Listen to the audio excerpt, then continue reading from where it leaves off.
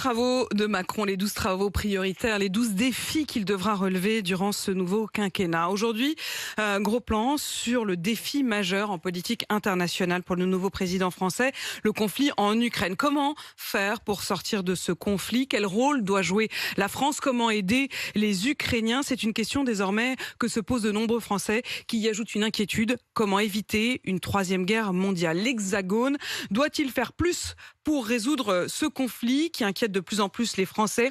Dans ce studio, Sylvie Bermann, bonjour. Vous êtes l'ancienne ambassadrice de France en Russie. Vous êtes aussi passée par la Chine et le Royaume-Uni. Vous allez nous expliquer, mais avant cela, écoutons les paroles de Français. Alfred Orange et Léna Marjac sont allés poser la question au mémorial de Caen. Quand on est dans le mémorial de Caen, on fait un peu le parallèle. Agnès, je travaille dans une banque. On visualise exactement déjà ce que les gens ont vécu.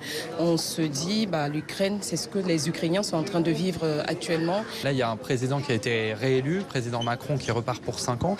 Qu'est-ce qu'il doit faire? Qu'est-ce qu'il peut faire? Au-delà de Macron, c'est toute l'Europe qui doit se mobiliser et simplement arrêter Vladimir Poutine. Aujourd'hui, il se contente, de livrer des armes aux Ukrainiens. Je trouve que c'est pas assez. Honnêtement, on ne peut pas se contenter d'un côté de représailles économiques, de livrer des armes et rester les bras croisés face à ce qui se passe. On doit agir, c'est mon avis. Ça passe par quoi? Clairement, pas prendre les armes et aller défendre les Ukrainiens. Vous voulez suivre la visite guidée ou prendre des audios? Non, on va le faire par nous-mêmes. La guerre en Ukraine, qu'est-ce que tu as appris dessus? Il veut que la Russie redevienne le URSA, je crois. URSS. URSS. Alors c'est Catherine. Elisa. Est-ce que la France est encore écoutée dans tout ce brouhaha? Et est-ce que Poutine veut écouter les autres? Je pense que la France, on est tout petit par rapport au monde. On ne fait pas le poids. Je pense qu'on ne fait plus le poids.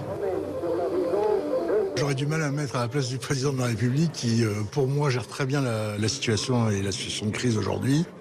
Rodolphe, je suis directeur commercial. C'est indispensable de garder le contact et de faire le maximum de ce qui peut être fait en parlementant avec Vladimir Poutine. Au nom de la France, au nom de l'Europe, il faut continuer. C'est plus qu'un frisson, c'est une inquiétude. Votre prénom? Eliane. C'est vraiment une inquiétude, parce qu'on voudrait quand même laisser un pays en paix à nos petits-enfants. C'est l'espoir de l'humanité.